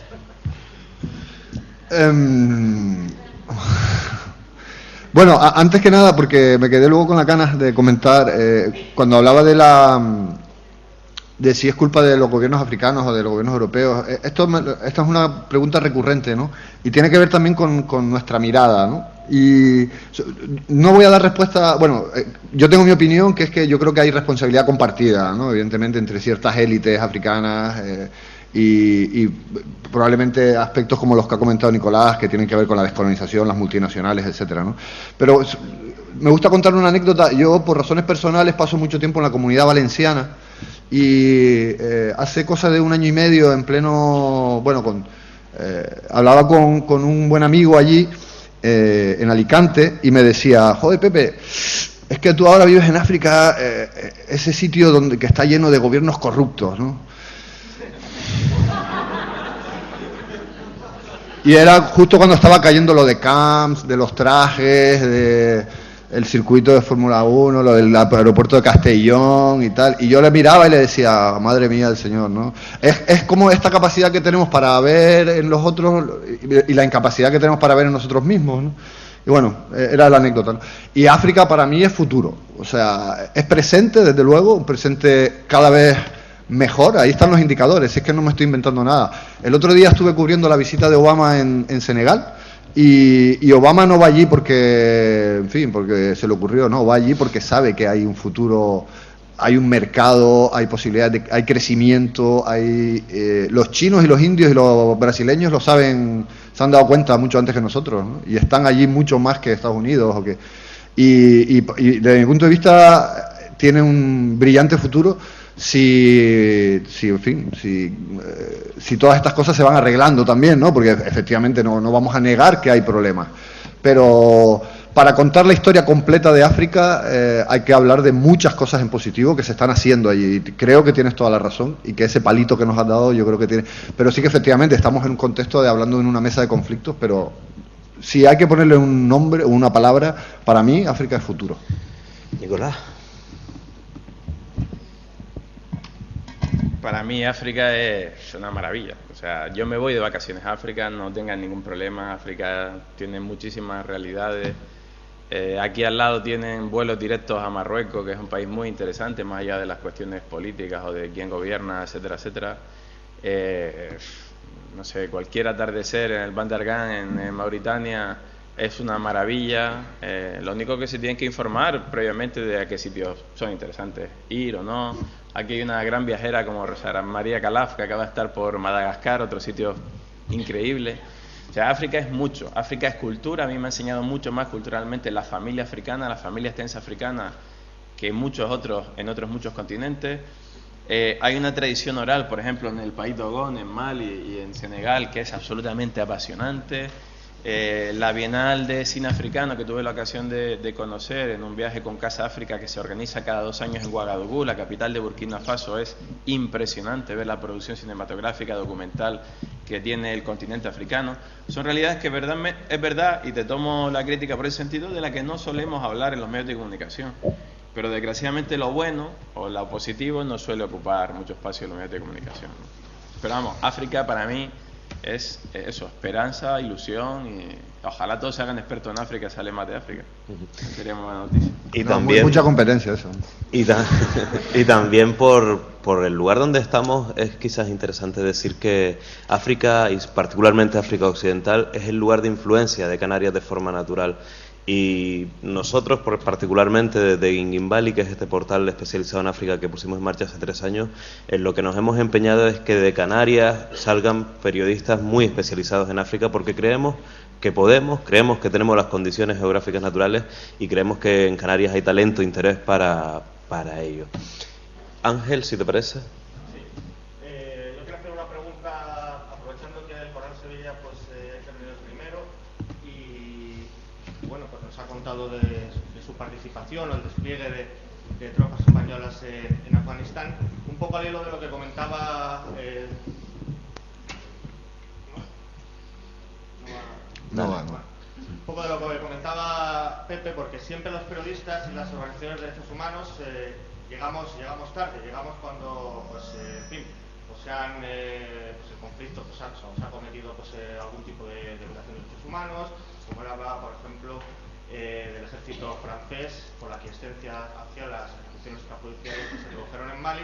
Entonces la pregunta que yo tenía era, porque durante muchos años Afganistán ha sido, y lo sigue siendo, pues un polvorín en materia de derechos humanos, y siempre nos ha preocupado, pues por ejemplo, y son denuncias internacionales que se han hecho de la situación de los detenidos en Bagram, que ha sido un agujero negro para los derechos humanos, y querría saber si en algún momento las tropas españolas desplegadas allí o ustedes han tenido conocimiento, han sido conscientes o han documentado o han visto pues las torturas, los malos tratos a detenidos que se han producido en Bagram y en otras partes de Afganistán.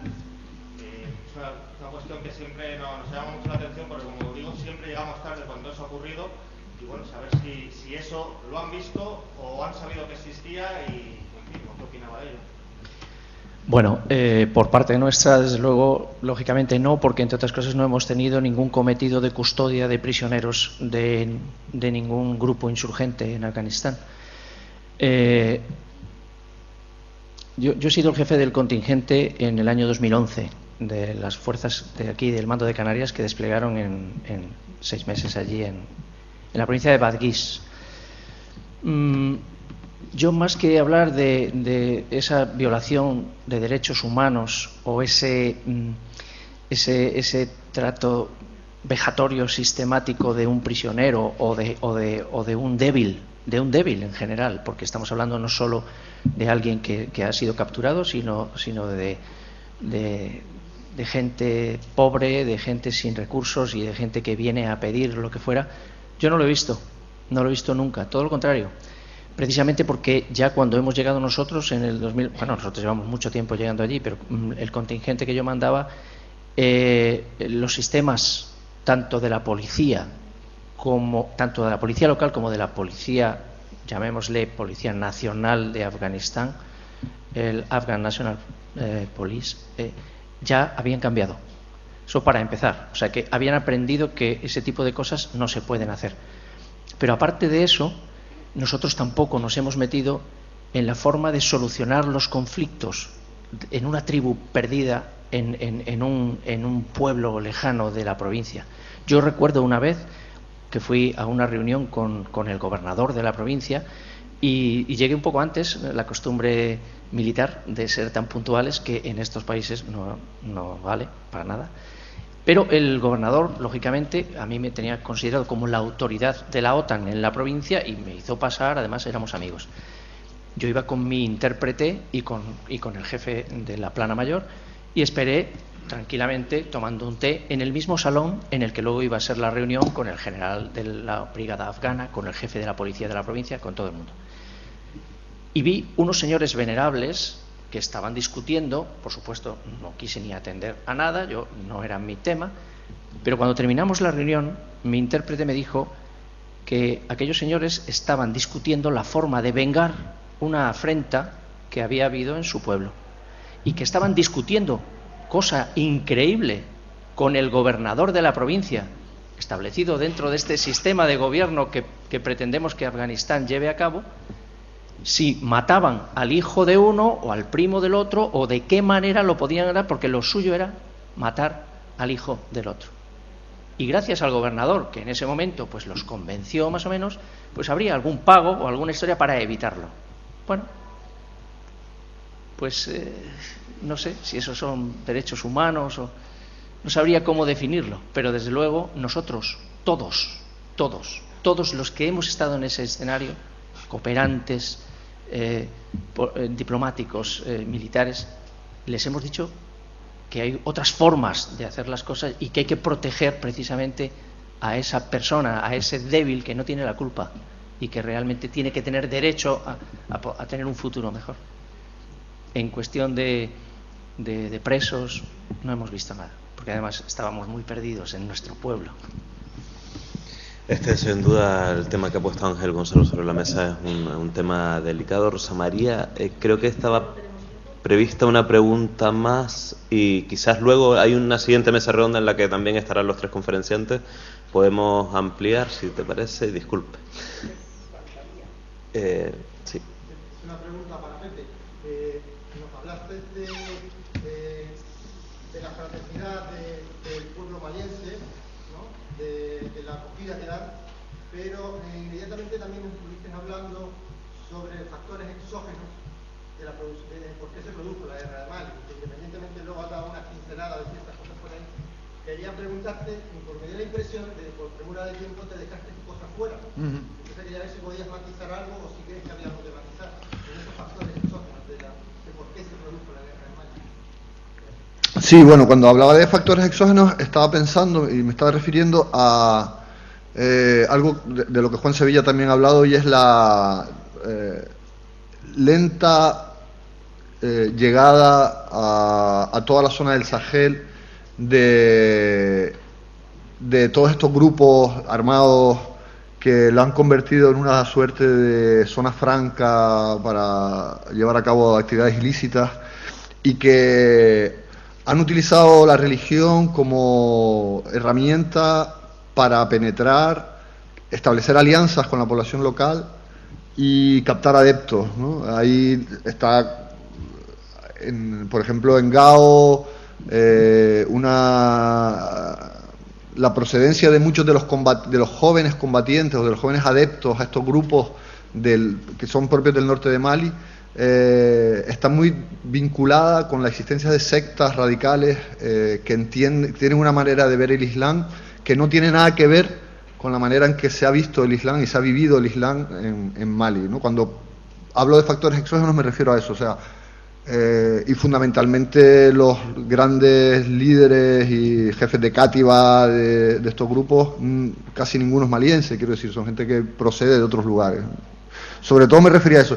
Y sí que hay una cosa que me dejé fuera, gracias también por tu intervención que me lo recuerda, y es solamente decir que en la actualidad hay una misión de Naciones Unidas de estabilización de Mali, la MINUSMA, que se enfrenta evidentemente a grandes problemas para alcanzar su objetivo de estabilización. Si les parece, vamos a Rosa María Calaf. Por favor, tenemos un poquito más de tiempo a hacer la pregunta que iba a hacer. No sé si me oí. Sí. No era una pregunta para el coronel sobre el tema de los contratistas externos, o sea, tanto en Afganistán y bueno, para los periodistas suele ser un serio problema. ¿Cuál es la relación que tienen, o sea, ustedes con ellos, sobre todo los americanos, su participación, su capacidad de decisión, que muchas veces da la impresión de que va más allá de lo que realmente debería? Bueno, en el Ejército de Tierra el sostenimiento de la operación se hace desde territorio nacional. La fuerza logística operativa es la que realmente tiene la capacidad de hacer contratos de apoyo logístico, contratos de transporte, contratos de material, obras, que en la mayor parte de las ocasiones se hace con empresas que están vinculadas de alguna forma a empresas nacionales, Traxa, por ejemplo, pues es una empresa que se encarga prácticamente de todo porque subcontrata otras empresas con una serie de garantías para poder hacer los proyectos, el apoyo necesario.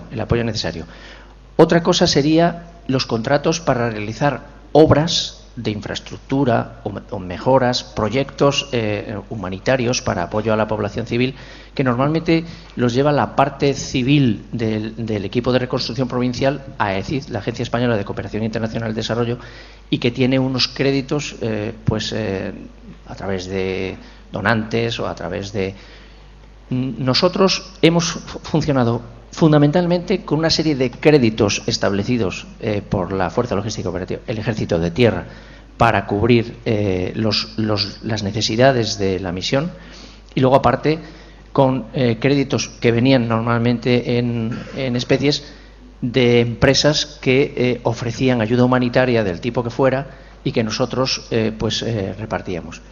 Sí es verdad que para pequeños proyectos que se llaman proyectos de impacto rápido, es decir, sabemos de una necesidad urgente como un pozo en una población y eso para ellos es vital y no es tan importante como para que AECID tenga que tener responsabilidad, pues nosotros teníamos créditos para poder hacerlo y contratábamos fundamentalmente empresas locales para darles trabajo y para que ellos pero eran créditos a lo mejor de 6.000 euros, 5.000 euros, o sea, cosas en las que nosotros teníamos esa autorización por parte del mando de operaciones para poder hacer y que, se hacía de esta forma. Sí que es verdad, y esto ya es una opinión mía particular, ha habido contratistas, pero contratistas oficiales, que han aprovechado la necesidad urgente de tener determinado material para transportar cosas, pues cobrando unos precios altos, pero desde luego esto era un tema que se controlaba desde la Fuerza Logística Operativa, desde España. Bueno, hasta aquí esta primera mesa. Solamente dos cosas, ya no podemos más preguntas. Ahora luego va a haber un turno de preguntas también con...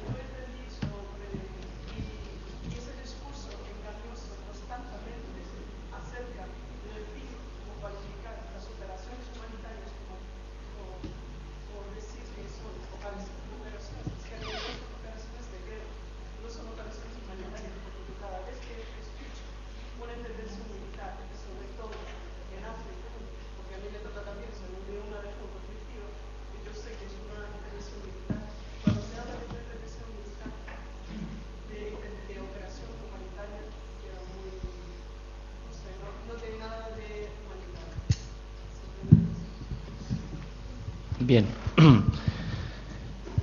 Al principio has hablado de la sorpresa con la forma de resolver los conflictos y digamos el concepto de derechos humanos que podemos tener nosotros y el que puede tener la población de esa zona. Yo solo hablo de sorpresa. No digo que les obligue a cambiar el sistema, no.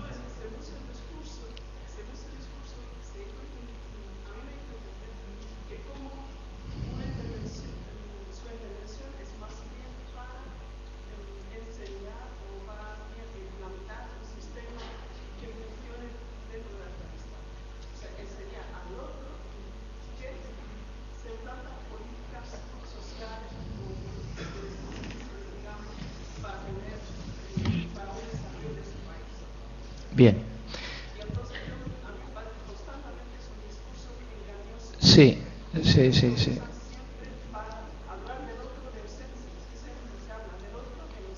Muy bien. Lo entiendo perfectamente. Este no es el discurso de los militares. Los militares no tienen discurso. Los militares hablan de las operaciones en las que despliegan y de cómo se preparan para cumplir con una misión, unos cometidos y unas reglas que les vienen impuestas. hay una cosa que se llama ROES, que son reglas de enfrentamiento, en la que nos dicen en qué te puedes meter, en qué no te puedes meter. Y yo creo que España es de los países ejemplares a la hora del cumplimiento estricto y del respeto a las costumbres y a la forma de hacer las cosas de los pueblos donde desplegamos. De hecho, y esto es conveniente que lo sepa todo el mundo, los españoles son muy bien recibidos en todas partes, son mucho más abiertos. Un español, por muy coronel que sea, se toma un vino con uno que está por allí y que es su costumbre ofrecer, y te tomas el té y no te da esa cosa de decir cómo me voy a tomar un té aquí a ver si resulta que el agua me estropea la tripa. Los americanos, los alemanes, los franceses van de otra manera por la vida. Pero yo tampoco me meto con eso. Ellos tienen sus normas y a un americano no le autorizan a que haga determinadas cosas con la población. ¿Qué es lo que ocurre? Que pretenden imponer no en los países en los que se está interviniendo ahora, porque donde se está interviniendo, por ejemplo en Mali, lo han pedido ellos. Que por favor se les ayude, que por favor se les forme a sus fuerzas para poder garantizar la seguridad de la población y poder enviarlas al norte a que ocupen determinados pueblos. No se está haciendo, por lo menos el ejército español en la operación EUTM Mali, nada que no hayan pedido. ¿Que en otras ocasiones y en otro tipo de conflictos se ha podido hacer? Pues seguramente sí. Pero habría que ver cuáles eran las circunstancias, por qué se hacía y, desde luego, si eso era lo que iba a generar la estabilidad del país o no. Porque ese es el fracaso de muchas misiones. El hacer hoy esto y en cuanto te vayas vuelven a lo mismo de antes o peor. Bueno, pues ese es el planteamiento que tendrán que hacerse los países que envían sus fuerzas a esos escenarios con una misión concreta y con una duración del mandato la que ellos consideren. Nosotros, desde luego, lo puedo decir porque lo he vivido, creo que somos el ejército o de los ejércitos más respetuosos con la población y las costumbres de los sitios donde desplegamos que existen, sinceramente. Gracias por las preguntas y también gracias al coronel por la respuesta. Dos cosas solamente. Vamos a hacer un break ahora, hay café y algún tentempié en la cafetería y volvemos en unos 20 minutitos, por favor, con Ángel Gonzalo y Javier Bernabé. Hasta ahora.